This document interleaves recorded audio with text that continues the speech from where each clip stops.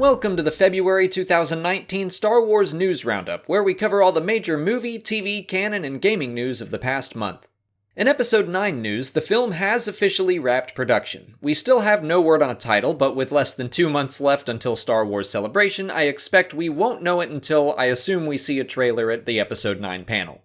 An HBO executive recently mentioned Benioff and Weiss calling their upcoming series a trilogy, specifically saying they were offered 3 movies. Maybe it's being called a series because they were offered 3 with the option to do more if they so choose. And finally, in Rian Johnson trilogy news, there were rumors that he was stepping away from his films, which he quickly announced to be false.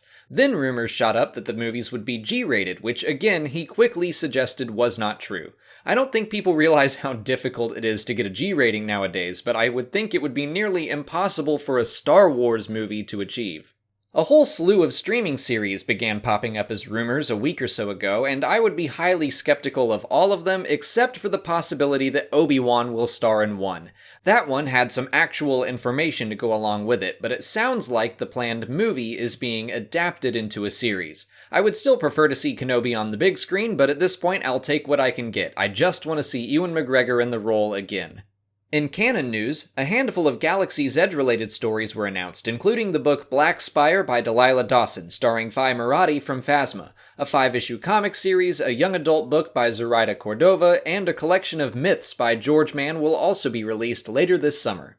Triple Force Friday was announced for October 4th this year and will feature new merchandise for Episode 9, The Mandalorian, and Jedi Fallen Order. I'm excited to know that Fallen Order is being treated like it's as big a deal as the other 2 properties, so fingers crossed the story lives up. But I won't get into gaming stuff too much, and instead I'll throw it over to Elliot from Battlefront Updates for gaming news.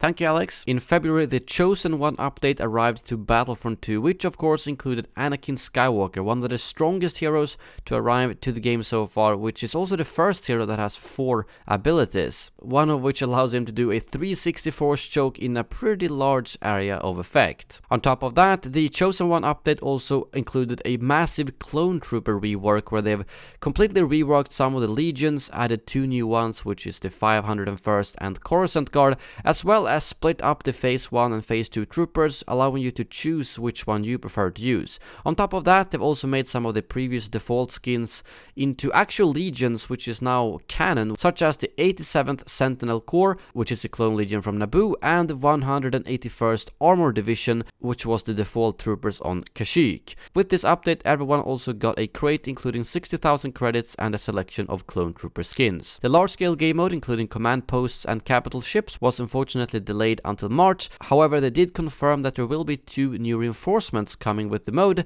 which the community has speculated to be something like ARC Troopers, Republic Commandos, or potentially Commando Droids, but nothing is confirmed as of now. As for Galaxy of Heroes, 2 new troopers was added this month, which was the B-1 Battle Droid and the Droideka, and they also reworked General Grievous, the Magna Guard, and the B-2 Super Battle Droids, all of which came in a kind of separatist-themed update.